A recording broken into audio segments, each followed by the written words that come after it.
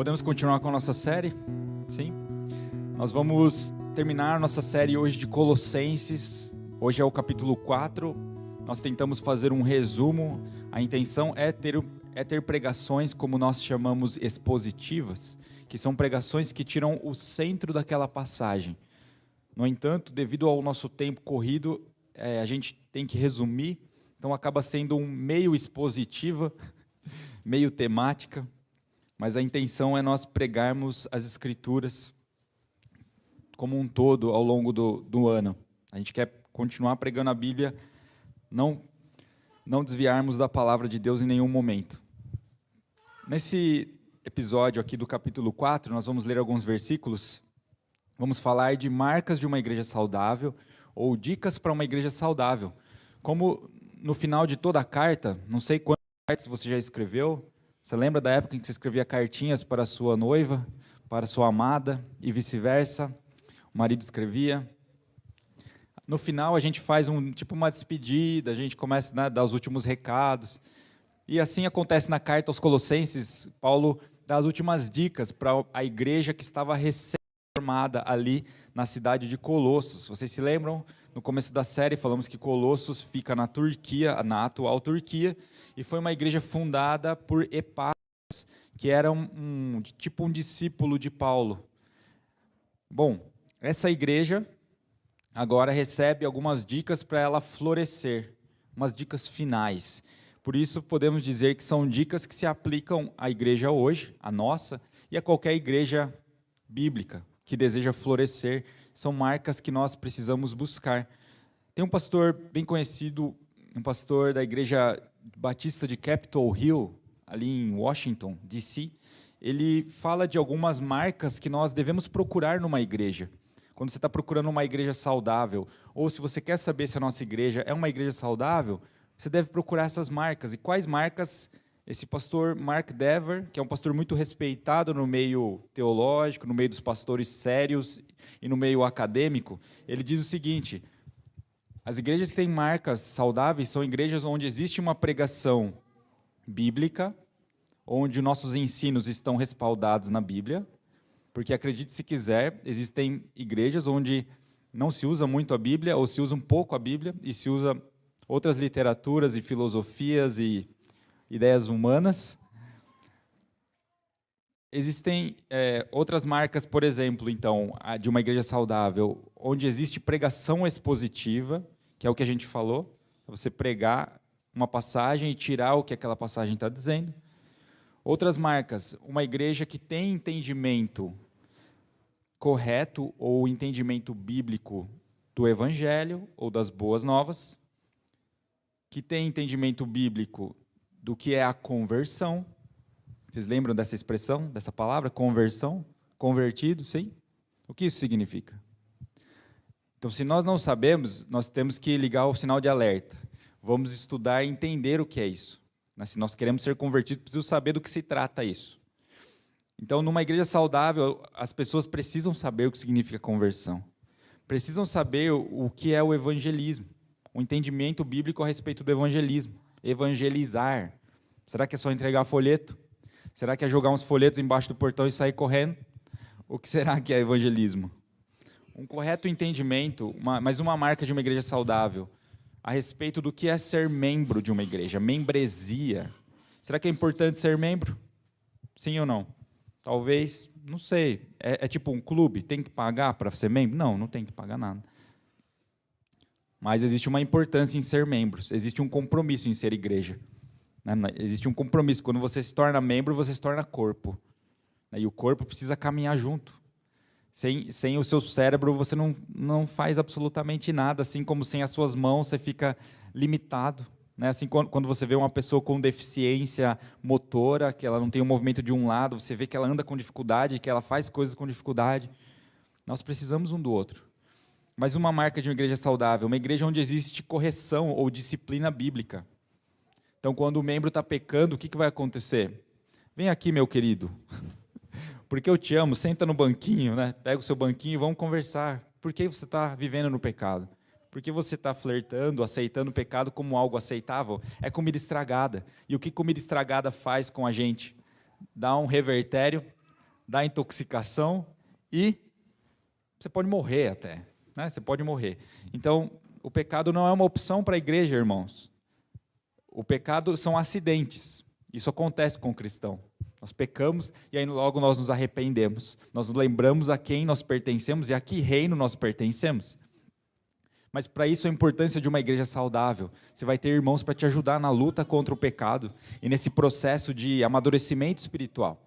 Mas uma marca de uma igreja cristã, já estamos terminando essa introdução, é uma igreja onde acontece, que tem entendimento do crescimento espiritual, tem entendimento da importância do discipulado e é uma igreja onde a liderança é uma liderança bíblica também. Não existe um ditador que fala, ó, aqui eu mando e o que eu mandar é lei.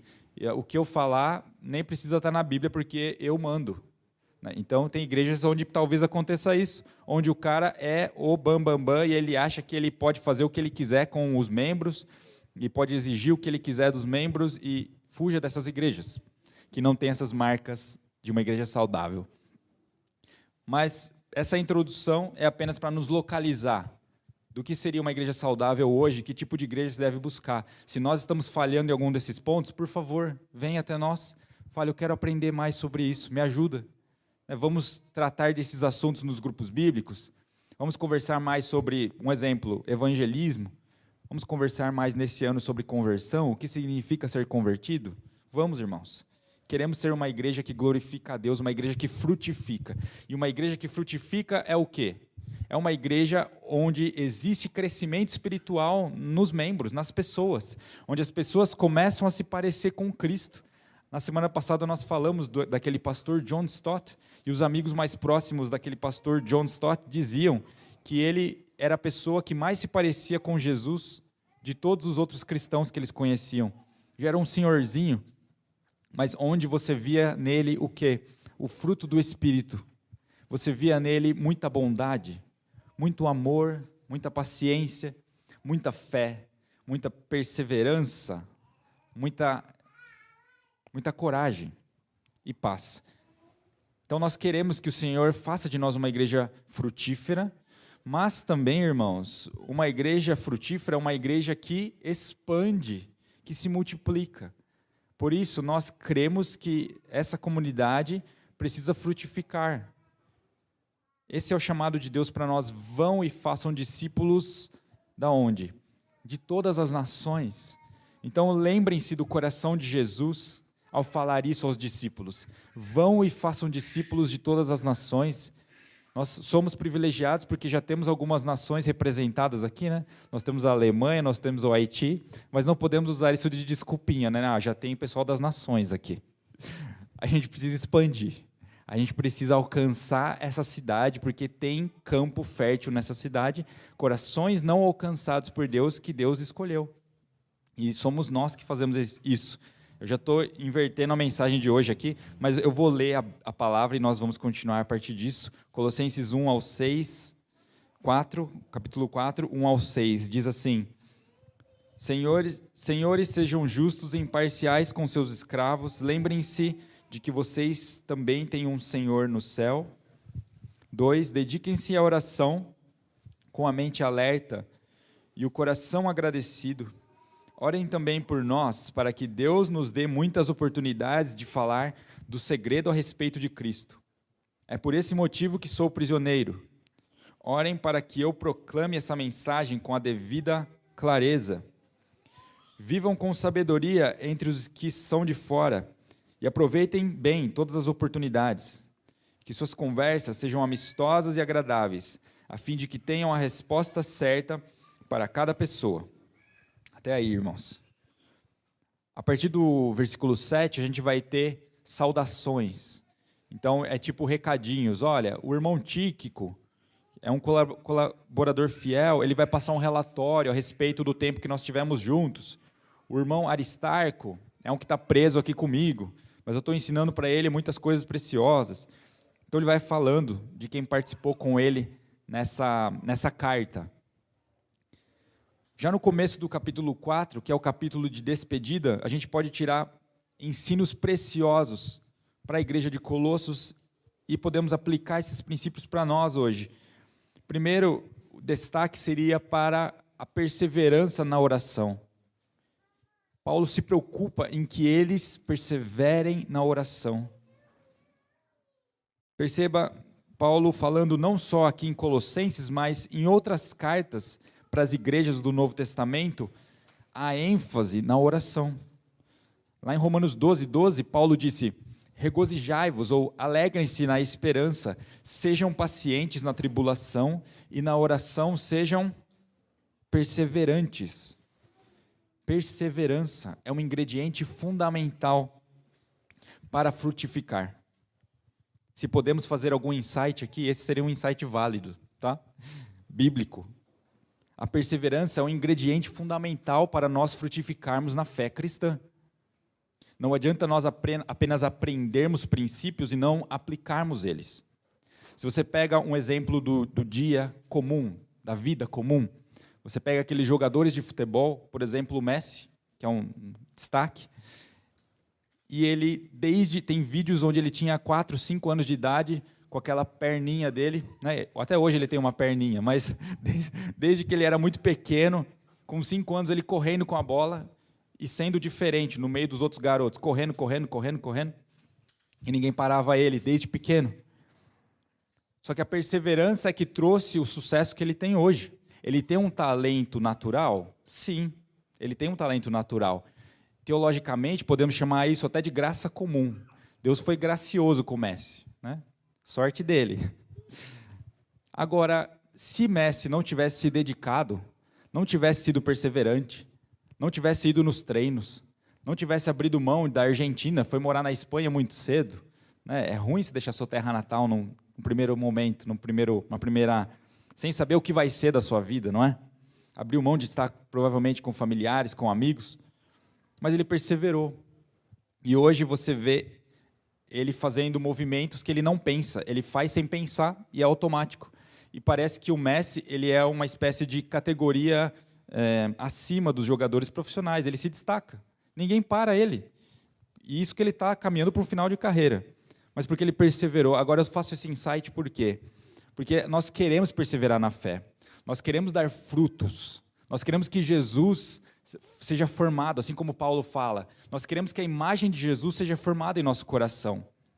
Mas nós não perseveramos como poderíamos. Nós facilmente distraímos. Né? Nós começamos a leitura bíblica, aí o bendito WhatsApp faz um zzz, né, no seu celular, e você desfoca, e aí você começa a abandonar a perseverança. Você abandona um bom princípio que você estava, um bom caminho que você estava entrando, que era a leitura da palavra. Então, nós precisamos ficar atentos, como fala esse versículo 2, dediquem-se à oração com a mente alerta. A palavra alerta tem outras versões aí, né? Mas vigiem, significa, irmãos, o mundo vai nos oferecer distrações. O mundo vai nos oferecer distrações para nós não meditarmos, para nós não nos dedicarmos a Deus, para nós não virmos na igreja. Né? No dia do culto aparece 50 mil convites. Vai acontecer e você tem que priorizar o que é importante. O que deve estar em primeiro lugar no seu coração é servir a Deus, é amar o Senhor. Então, sejam perseverantes na prática da oração. Vocês vão ver o fruto de Deus sendo formado em você. E você vai ver Deus usar a sua vida para a glória dele. É isso que vai acontecer. Frutos em você e frutos a partir de você. Quantos querem frutificar para a glória de Deus? Quantos querem compartilhar a mensagem de Deus com o incrédulo e ver esse incrédulo ter a vida dele transformada? Quantos querem ver um momento de oração que você vai fazer com o seu amigo e seu amigo falar, cara, eu nunca senti isso. O que é isso? Isso aqui é a presença de Deus. Deus te escolheu, Deus está te chamando. Quantos querem ver esses milagres de pecadores sendo transformados em filhos de Deus, de escravos do pecado, pessoas escravizadas por vícios, e isso não está longe de nós, irmãos. Nós temos amigos próximos, nós temos pessoas que trabalham com a gente, que convivem com a gente, que estão profundamente feridas, que estão escravizadas pelo pecado, que estão cegas, que estão vivendo sem propósito, que estão tristes, profundamente tristes, e nós temos a vida disponível, nós temos a resposta para os problemas deles. A reconciliação com Deus é o maior milagre que pode acontecer na vida de uma pessoa. Nós precisamos compartilhar a boa mensagem. Então, esse começo da carta é a perseverança na oração que Paulo destaca. Uma igreja saudável é uma igreja que ora. Um cristão saudável é um cristão que ora. Não tem como nós sermos saudáveis sem oração. Não tem como. Por quê? Porque a oração nos conecta com Deus. A oração nos dá força espiritual. A oração fortalece a sua fé. A oração transforma a sua mente de acordo com a mente de Deus. Jesus orientou isso lá em Lucas 18, quando ele usa uma história ou uma parábola para falar da importância da oração. Podemos ler isso rapidinho? Dá tempo? Sim. Lucas 18 fala assim, olha que eu separei errado aqui. Lucas 18, 3 ao 8, são 5 versículos. Lucas 18, 3 diz assim: uma viúva daquela cidade vinha a ele com frequência e dizia: faça-me justiça contra meu adversário.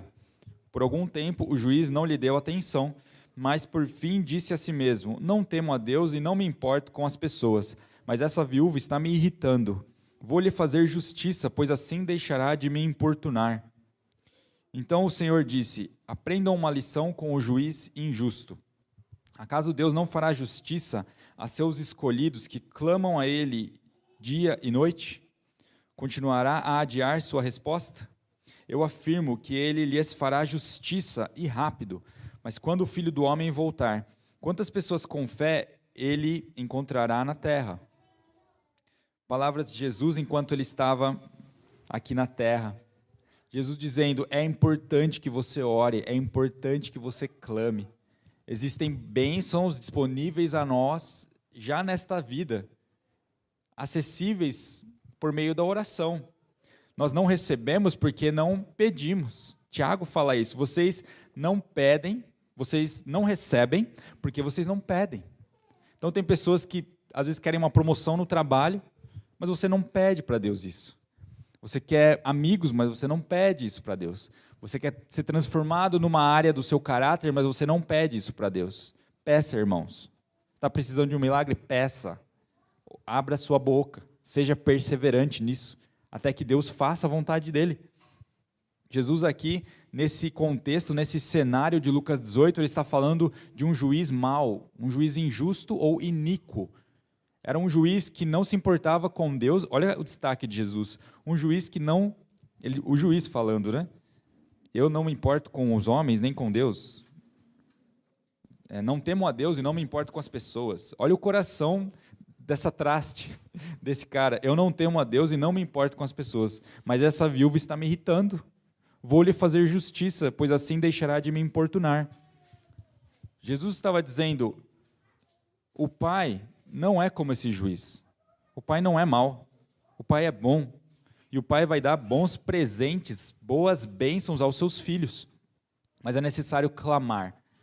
Aliás, Jesus mesmo é o nosso exemplo maior, sendo hoje nosso intercessor principal, o nosso sumo sacerdote. Em Hebreus fala que ele está à direita de Deus, intercedendo pelos seus. Jesus está orando por nós, nos fortalecendo. Jesus está orando por você, pedindo a proteção do Pai sobre você. Jesus é o nosso modelo e nós precisamos imitar esse modelo. Uma igreja saudável, que frutifica, é uma igreja que ora. Efésios 6,18 fala: com toda oração e súplica, orando em todo tempo no Espírito, e para isso vigiando com toda perseverança e súplica por todos os santos. O que seria orando em todo tempo no Espírito? Eu não lembro se foi o Sproul que falou, acho que foi. Mas ele falou: não é que você vai sair orando, né, eu vou descer o degrau, eu fico orando aqui, e eu fico eu fico transmitindo para as pessoas como se eu fosse um maluco, porque eu fico falando sozinho, sabe? Não, irmãos, mas é ao longo do seu dia você se lembrar de falar com o Senhor.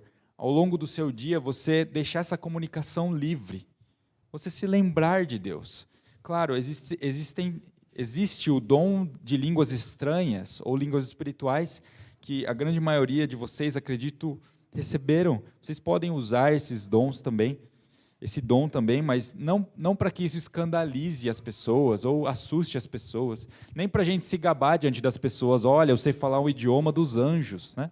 Não, isso é besteira, não é besteira essa atitude de querer ser arrogante por uma coisa que você recebeu de graça, né? Foi Deus que te deu, não é mérito seu.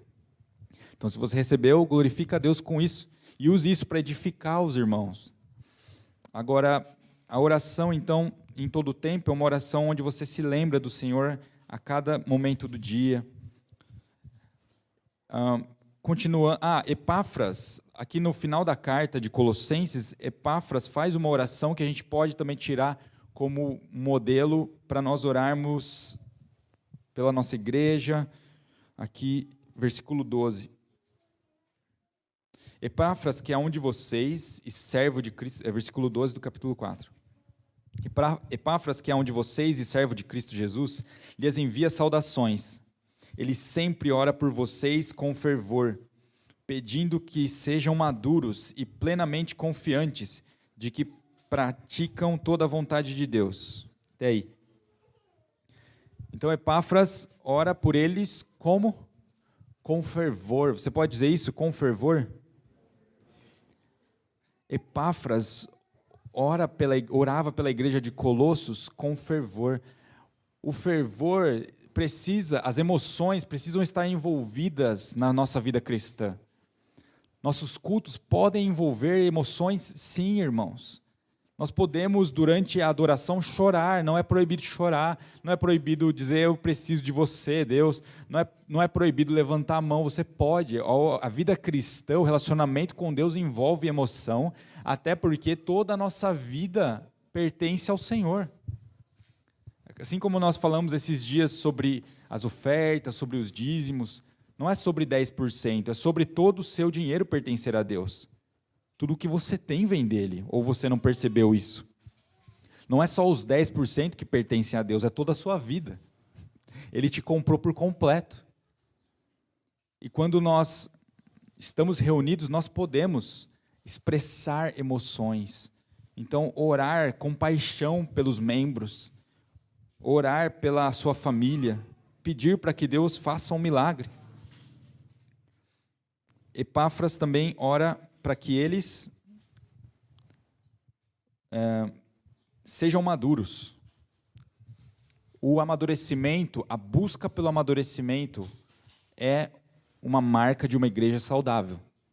Uma igreja saudável onde não se enfatiza uma linha final para a nossa fé, ou seja, nosso objetivo é crescermos até a estatura de Jesus, até a maturidade de Cristo. Se a gente não enfatiza isso, o que acontece? A gente não sabe para onde a gente está indo. É como você pegar um avião sem destino. Para onde vocês estão voando? Não sei. O piloto vai sentir no coração, e onde ele sentir no coração a gente vai chegar. Não vai chegar, porque de repente vai acabar o combustível e o avião vai cair, né? A gente precisa saber onde a gente está indo, e na fé cristã nós temos um alvo, nós temos um exemplo maior. O nosso exemplo maior é Cristo Jesus. Nós precisamos querer, almejar ser como Ele, no sentido, na sua natureza. Nós queremos imitar a natureza humana de Jesus. Nós queremos que o fruto do Espírito de Gálatas 5 seja formado em nós. Quando nós contemplamos Gálatas 5, vemos o fruto do Espírito, fala também do fruto da carne. E o fruto da carne... Bom, não precisa, depois a gente vai demorar muito, porque eu estou preocupado com o tempo aqui. O fruto da carne são as coisas ruins da nossa velha natureza, que querem nos dominar. Então, a ira, a raiva, como a gente falou aqui, o orgulho, a cobiça, o desejo por ter o que é do outro, tudo isso são frutos podres, que precisam ser trabalhados em nós. Nós não podemos aceitar isso como algo normal, como algo passível, não podemos conviver com isso pacificamente. Não aceite conviver com uma falha de caráter. Tudo bem, eu fico cobiçando a mulher dos outros na rua e tudo bem. Não está tudo bem, cristão. Porque Jesus não é isso. Jesus não te ensina isso. Jesus quer formar em nós o fruto dele, a imagem dele, porque não existe alegria maior para um pai do que ter filhos à sua imagem. Quando você vê os seus filhos imitando as boas maneiras dos pais, você fica feliz, né? A gente está com filhos em idades ali de quase 10 anos, e a gente fica feliz quando a gente vê eles correspondendo àquilo que a gente ensinou durante todo esse tempo. Por muito tempo você acha que não vai acontecer nada, você acha que eles só vão dar trabalho. Você fala, cara, quando vai acabar esse trabalho? Quando eles vão amadurecer? Quando eles vão se comportar? Mas uma hora o fruto floresce. E quando floresce, você se alegra. Isso nos dá prazer, vale a pena todo o investimento na educação. Da mesma forma, o Senhor está formando em nós o fruto dele, e ele deseja filhos à sua imagem. Isso aconteceu desde o projeto inicial, quando ele formou o homem à sua imagem e semelhança. Então hoje, um ser humano tem a imagem de Deus, sim, mas distorcida. Nós temos a imagem de Deus, mas distorcida por causa do pecado. E agora o Espírito Santo está restaurando em você a imagem do Senhor. Continuando aqui, mais um destaque o destaque final que eu vou dar por causa do tempo. Primeiro, Paulo fala no versículo 5, vivam com sabedoria entre os que são de fora e aproveitem bem todas as oportunidades.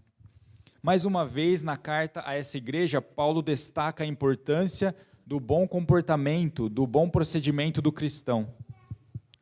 Ele não está falando do bom comportamento apenas externo, mas ele está falando do bom comportamento que começa lá dentro. Ele está dizendo, você crê no Senhor, você crê na palavra de Deus, então viva de acordo com ela. Em resumo, é isso que ele está dizendo aos colossenses. Sejam praticantes, assim como Tiago fala em Tiago 1, 22 ao 25. Né? Não seja apenas como aqueles que sabem das coisas, mas nunca praticam. Tem pessoas que estão na igreja há não sei quantos anos, há trocentos anos, e parece que não tem diferença nenhuma com um não cristão. Isso está errado. Isso não está certo. Algo de certo não está errado, ou algo de errado não está certo, como o pessoal brinca. Se nós queremos ser cristãos, precisamos ser diferentes daqueles que são das trevas. Precisamos nos parecer mais com Jesus. E o último destaque nessa carta é o destaque para o evangelismo que nós falamos aqui na introdução. Paulo fala no versículo 2, no 3, orem também por nós para que Deus nos dê muitas oportunidades de falar do segredo a respeito de Cristo. É por esse motivo que sou prisioneiro. Paulo está falando, orem para que a gente evangelize. Então, mais uma marca de uma igreja saudável, uma igreja que evangeliza. Uma igreja que compartilha as boas notícias. Veja o coração de Paulo. Irmãos, orem aí, porque a oração abre portas para o evangelismo. Então, se nós queremos evangelizar a cidade de Vinhedo, nós precisamos orar por isso estrategicamente. Nós precisamos orar, Deus nos dê oportunidades para evangelizarmos. E o trabalho do evangelista não é só um trabalho da liderança, é um trabalho de todos os cristãos. Como nós bem lembramos ali em Mateus 28, quando Jesus disse para os seus discípulos mais próximos, vão e façam discípulos de todas as nações. Ele estava dizendo, todos vocês têm essa missão junto comigo de anunciar. Nós não estamos sós nessa tarefa de anunciar. E como acontece esse milagre do evangelismo? Como você se voltou para Deus? Foi, de repente, um anjo que apareceu para você e você acreditou em Jesus? Foi isso que aconteceu? Tem algumas igrejas que pregam isso. Falsas igrejas, falsas religiões. Que um anjo veio e apareceu e falou, você é escolhido. O céu sorriu para você quando você nasceu. Existem igrejas que falam, religiões que falam isso. Agora, o que a Bíblia fala? A Bíblia fala em Romanos 10, 17, a fé vem pelo ouvir, e ouvir pela palavra de Cristo. Não existe outra forma da pessoa saber sobre o que Jesus fez por ela, a não ser pela pregação, irmãos. Nós precisamos falar, pregar, verbalizar a nossa fé. Romanos 13, 14 diz assim: porque todo aquele que invocar o nome do Senhor será salvo. Olha que interessante. Muita gente aí se afogando no submundo do pecado, se afogando no mundão, né? Respirando com aparelhos, se afogando, nadando no Tietê e achando lindo, né? Achando legal, é legal o pecado, é top, tá na moda. Mas Romanos 13, 14 fala: porque todo aquele que invocar o nome do Senhor será salvo. 14. Como, pois, invocarão aquele em quem não creram? E como crerão naquele de quem não ouviram falar? E como ouvirão se não houver quem pregue? Nós precisamos pregar a mensagem de salvação para essas pessoas. Precisamos falar do plano de Deus para elas.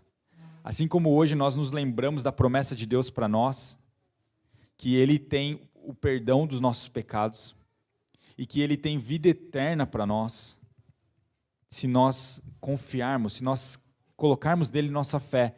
Precisamos dizer isso ao mundo que está distante do Senhor. Portanto, nessa carta, no final dessa carta, Paulo destaca a importância da evangelização. E qual é o milagre que acontece, digamos, nos bastidores quando você escuta a pregação? Na teologia nós chamamos de duas chamadas, acontece duas chamadas, uma chamada externa e uma chamada interna. Quando eu estou falando para alguém do amor de Deus, do que Jesus fez por ela, está acontecendo a chamada externa. Então eu estou falando para ela: olha, Deus deu a vida por você, Deus morreu por você, para você poder de novo ter acesso a Ele, para você sair de uma situação de castigo eterno, e você pode desfrutar da vida eterna. Você não acha isso um presente ou uma ideia interessante? Você não quer ser filho de Deus? Você está fazendo a chamada externa. E enquanto a palavra é pregada, enquanto você fala a palavra de Deus para uma pessoa, o Espírito Santo está fazendo uma chamada interna no coração dela. Está colocando fé no coração dela para que ela creia na palavra de Deus. Esse é o milagre da salvação. A pessoa, então, está sendo convencida por Deus de que realmente ela precisa de Deus, de que tudo que você está falando faz sentido. Lembra quando você recebeu, quando alguém falou para você, pregou o evangelho para você, o quanto você percebeu que aquilo fazia sentido? Você falou: eu preciso disso. É isso que eu estava procurando e não sabia. Essa mensagem aí, é esse propósito de vida que eu estava procurando e não sabia. Agora, irmãos, eu quero tirar um peso de você. Você não tem que vender um produto que você não acredita, sabe? Quando você é vendedor, você tem que vender um produto que você fala: cara, esse produto é uma droga, mas eu tenho que vender, é meu trabalho, então eu tenho que vender. Não é legal essa situação, certo? Quantos sabem o que eu estou falando?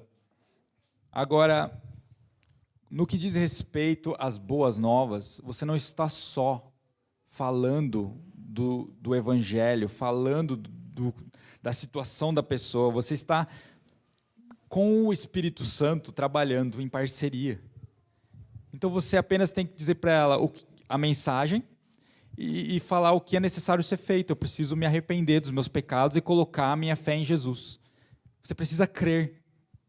É só isso que você precisa. Eu preciso crer. E a sequência disso é arrepender da velha vida. O que vai acontecer? Cristo vai tocar o coração dessa pessoa, irmão. Cristo vai tocar o coração dessa pessoa. A palavra de Deus fala que os campos estão preparados para a colheita. Pessoas estão loucas para ouvir a mensagem de Deus. A louca mensagem de salvação, como Paulo falou aos Coríntios. Parece loucura? Parece. Mas faz todo sentido. É uma loucura que faz sentido. Sabe, irmãos, as pessoas pode ser que vão nos excluir quando perceberem que a nossa fé é diferente delas. Quando você mostrar que o seu procedimento é diferente delas, o seu senso de humor é diferente, mas isso vai chamar a atenção deles. Ser cristão nem sempre é popular. Ser cristão, às vezes, vai trazer rejeição. E tudo bem.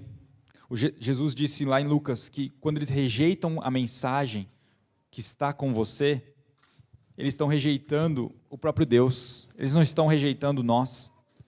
Nosso trabalho é pregar o evangelho. O que as pessoas vão fazer com isso? O problema é delas. Elas vão ter uma escolha. Mas aqueles que foram chamados por Deus estão precisando ouvir. A fé vem pelo ouvir. E a nossa fé também vem pelo ouvir. Nós, cristãos, também precisamos continuar ouvindo a mensagem do evangelho, constantemente. Por isso, com insistência, nós falamos aqui do que é o evangelho, da boa nova, para a nossa fé ser fortalecida. Isso coloca cada coisa no seu lugar, coloca o nosso coração em Jesus, o alicerce da nossa fé em Jesus, que é o nosso alicerce inabalável. Se isso, de alguma forma, trouxer perseguição para você, fique tranquilo, ame as pessoas como o Senhor as ama. E Paulo disse em Romanos 8, considero que os nossos sofrimentos atuais não podem ser comparados com a glória que em nós será revelada. Agora, aqueles que são de Deus ouvem as palavras de Deus. Da mesma forma que você provavelmente vai perder alguns amigos, você vai ganhar muitos outros quando você compartilhar a mensagem de Deus. Você vai ver uma família, e a família verdadeira, que é a sua família espiritual. Aqueles que vão chorar com você, aqueles que vão fazer coisas por você que você nunca imaginou. Compartilhe a boa notícia. Esse é o nosso chamado como igreja. Assim foi com a igreja de Colossos, e assim nós temos essa missão, amém? Nós, como igreja local, temos uma meta, e assim eu termino a mensagem. Nós queremos fazer mais um culto a partir de novembro, queremos fazer um culto à noite, com esse objetivo, alcançar os não cristãos, alcançar os que estão perdidos, ou até mesmo alcançar aqueles que estão desigrejados. Existe muita gente magoada com a igreja, existe muita gente que abandonou Jesus e abandonou a igreja, e nós queremos ser um lugar como um hospital, para ajudar o trabalho de Deus na vida deles. Quantos estão a fim de um desafio? Sim? Ninguém. Então, quantos estão a fim de um desafio? Vamos lá, me ajuda.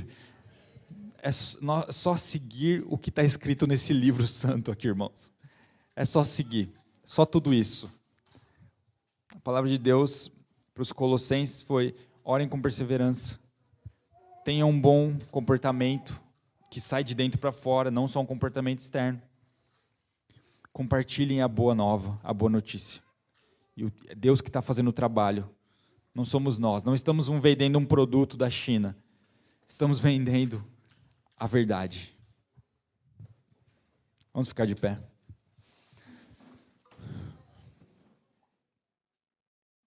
Senhor, nós te louvamos nesse lugar. Nós dizemos que o Senhor é bom e o seu amor dura para sempre. Nós te agradecemos por nos lembrar nessa manhã a nossa missão como igreja, que compartilhamos com Jesus. Pedimos, Senhor, nos capacita para compartilharmos a mensagem de salvação. Nos ajuda, Senhor, a orar também por isso. Oramos para que o Senhor nos dê oportunidades, que o Senhor coloque pessoas no nosso caminho para nós ajudarmos, orarmos, evangelizarmos. Oramos para que essa igreja dê fruto, Senhor, individualmente, nas famílias, e também a partir dessa igreja que nós possamos frutificar, possamos ajudar pessoas a te encontrar. Oramos, Senhor, pedindo para que o Senhor também faça de nós uma igreja de oração, uma igreja que valoriza os seus ensinamentos, que valoriza o lugar secreto. Oramos, Deus, nos capacita a orar, nos ajuda, Espírito Santo, nessa disciplina espiritual. Nós pedimos, Senhor, e te agradecemos. Amém. Amém.